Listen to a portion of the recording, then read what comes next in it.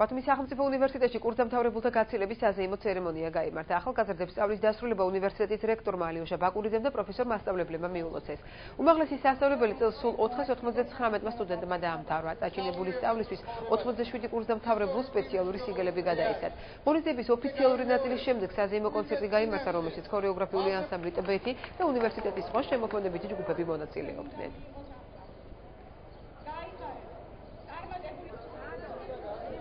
ჩვენს უნივერსიტეტს ამთავრებს 500-მდე ახალგაზრდა და მათ ცხოვრებაში იწყება ყველაზე მთავარი და ყველაზე მნიშვნელოვანი ეტაპი.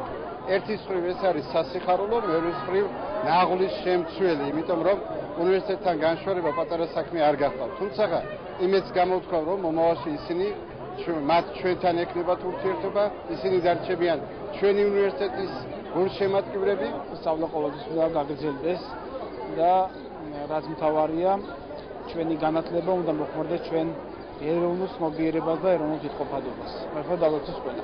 ეს ჩვენ ვეთხოვებით ჩვენი ცხოვრების ისეთ მნიშვნელოვან პერიოდს, რომელსაც სტუდენტობა ჰქვია, რომელიც ჩვენ ცხოვრებაში ალბათ აღარ განმეორდება, მაგრამ იმედი გვაქვს, რომ ეს ტაიმ-აუტი იქნება მოკლევადიანი და ჩვენ ისევ დავუბრუნდებით ჩვენს უნივერსიტეტს უკვე მაგისტრანტების სახით.